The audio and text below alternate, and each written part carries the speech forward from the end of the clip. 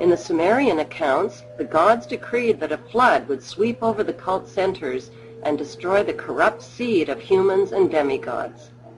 Poseidon was sworn to secrecy about the plan.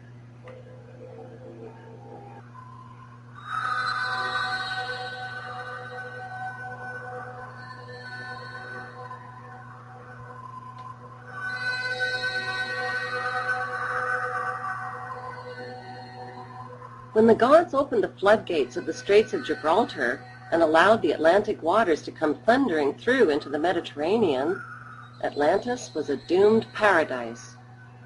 72,000 references to the flood are found in ancient writings from all over the world. Tablet 3 of the Atrahasis epic describes what happened next. In violation of his oath of secrecy, Poseidon warned Noah of the coming flood that would destroy humanity. He instructed him to dismantle his house, build a roof on it, and seal the upper and lower deck shut with bitumen. Why did Poseidon break his oath of secrecy and warn Noah? According to Genesis, Noah was 600 years old at the time of the flood, indicating that Noah was a demigod and therefore the offspring of Poseidon. After 7 days, the flood waters subsided, and Atlantis was forever lost beneath the sea. When Zeus learned that Noah had survived the flood, he decided to make a pact with him. In return for Noah's oath to worship and obey him above all other gods, he promised to spare his life. Noah agreed, but secretly his loyalty and the loyalty of his descendants from Abraham through to Queen Elizabeth II have always been to the serpent god Poseidon. There is no possession more prized to the royal families of Europe than their genealogy charts. They treasure them above all else. The charts are their pedigree papers, which trace their royal bloodlines back to their divine roots. Over the millennia, the royal families have preserved the purity and divine powers of their bloodline by interbreeding exclusively within royal power circles.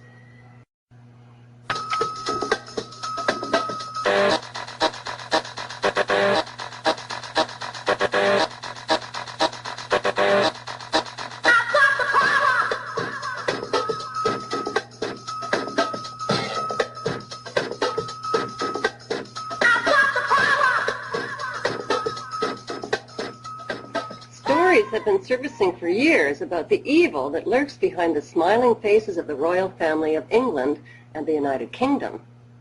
One rumor that won't go away is that Queen Elizabeth II is an alien. She is thought to have type O Rh negative blood, which is believed to be the bloodline of the alien Anunnaki race. The March 18, 1985 issue of Time magazine confirmed that Prince Charles' blood type is, in fact, O Rh negative. Have you ever wondered why hemophilia is called a royal disease? The disease is caused by mixing the iron-based hemoglobin of humans with the copper-based blood of royals. Since the two don't mix, laws were introduced to ban marriages between royals and commoners. Everyone knows that copper turns bluish-green when it oxidizes, which is why the copper-based blood of royalty is rumored to be blue in color. One doesn't have to look far to find symbols of the divine worship and ancestry of the royal blue bloods. The British royal family's gold carriage features the giant-sized ancestral serpent god Poseidon riding on the back of it, adorned in gold and carrying a trident. It's no coincidence that the trident carried by the serpent god Poseidon is also carried by Satan. A red serpent is clearly displayed on Prince Charles' coat of arms. Opposite the serpent is Charles' badge as their heir apparent to the British throne. It consists of 3 ostrich feathers surrounded by a crown with the motto, Ich diene. The meaning of Ich diene is, I serve, in German. The motto and ostrich feathers are associated with the Black Prince, who was the son of Edward III. Reading the motto and symbols on Charles' coat of arms from right to left, the following message is conveyed. I, the Black Prince, serve the Red Dragon. From the Sumerians, Hebrews, Greeks, and other cultures, we learn that the gods created humans in their own image. The Hebrew God of the Bible is called Elohim, which means more than one God. He says, "Let us make man in our image after our likeness." What exactly is the image of the gods?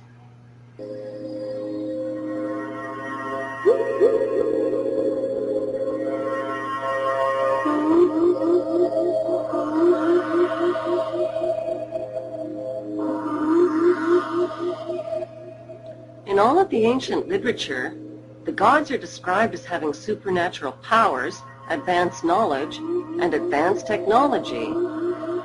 But what do we really know about their character? They are described with a dual nature, and their dark side is chilling. They are competitive, terrorizing, vengeful, punishing, power-hungry, egotistical, jealous, murderous, selfish, conniving, and bloodthirsty. And they are willing to sacrifice parents, children, siblings, and anything that moves for the throne of power. The Hebrew God of the Bible admits to being a jealous God and warns humans that if they are foolish enough to put any other god before him, he will destroy them. He has a pathological need to be worshipped by humans through animal and even human sacrifice. In Numbers 25, he kills 24,000 of his people with a plague. He views humans, who he created in his own image, as evil, flawed, and sinful, and demands that they remain ignorant. His first commandment is, "Thou shalt not know." Finally, he seeks to destroy his sinful human creations in a flood that shows his ineptitude when they manage to survive. There is no reason whatsoever to doubt the truth of the ancient Sumerian records, which describe human-like gods living and walking side by side with humans. Nor is there any reason to doubt similar evidence from the Hebrews, ancient Mayans, Phoenicians, Chaldeans, Aztecs, Aryans, Assyrians, Greeks, and the inhabitants of ancient India and Tibet.